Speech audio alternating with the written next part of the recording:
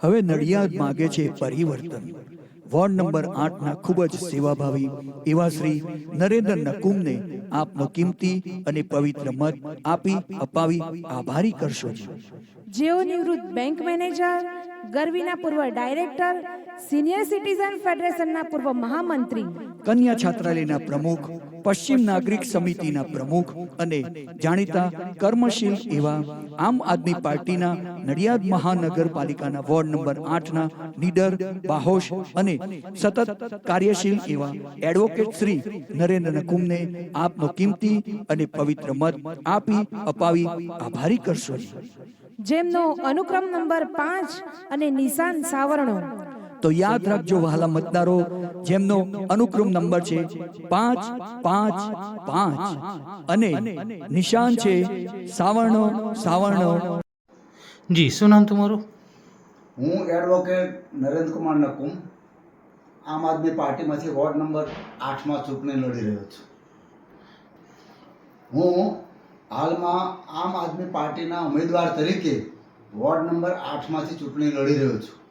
મને મારી પાર્ટી એટલે કે આમ આદમી પાર્ટીએ એમ કહેલું કે તમે જો ચૂંટણી લડવા માગતા હો તો અમે તમને ટિકિટ આપવા તૈયાર છીએ. આ સંદર્ભમાં મેં કહ્યું કે મને થોડીક વહેલા ટિકિટની જો સગવડ કરે તો હું મારા વિસ્તારના બધા પ્રશ્નો જોઈ શકું.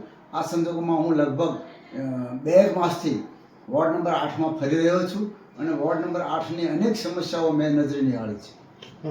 નરેન્દ્રભાઈ, વોર્ડની અંદર પ્રચારમાં જનતા સાથે કેવો અનુભવ રહ્યો અને ચૂંટણીના ગણતરીના દિવસો રહ્યા છે તો કેવો અનુભવ રહ્યો? હું છેલ્લા 2 માસથી મારા વોર્ડમાં જ ફરી રહ્યો છું. ત્યારે મારા વોર્ડમાં તો એટલી બધી સમસ્યાઓ છે. આમ તો આખા નડિયાદમાં સમસ્યાઓથી ભરપૂર છે, પણ વોર્ડ નંબરના જે કંઈ 8ના રસ્તાઓ છે એ ઉબડખાબડ છે.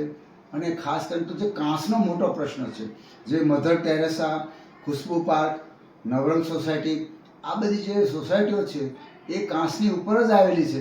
અને મેં તો હું આટલા વર્ષથી 40 વર્ષથી નડિયાદમાં રહું છું, ત્યારે મેં જ્યારે આ કાંસની સ્થિતિ જોઈ ત્યારે મને ખરેખર બહુ આશ્ચર્ય થયું કે આ લોકો આટલી બધી સારી સારી સોસાયટીઓ આ કાંસમાં કેવી રીતે રહી શકતા હશે. કારણ કે કાંસ એવો છે કે એમાં ગમે તે છોકરું રમતું રમતું ગયું હોય તો ગબડી પડે, એટલે ખૂબ જીવના જોખમે આ લોકો ત્યાં આગળ રહે છે.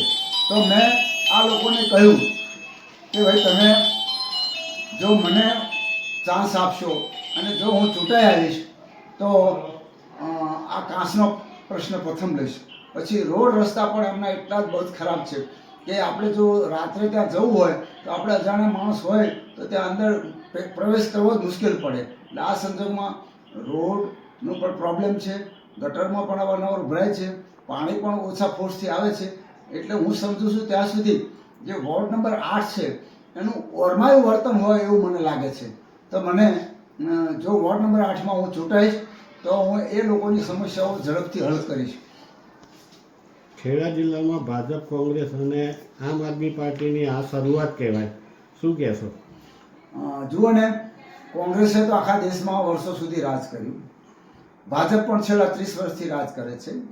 નડિયાદમાં પણ 30 વર્ષથી ભાજપનું શાસન છે.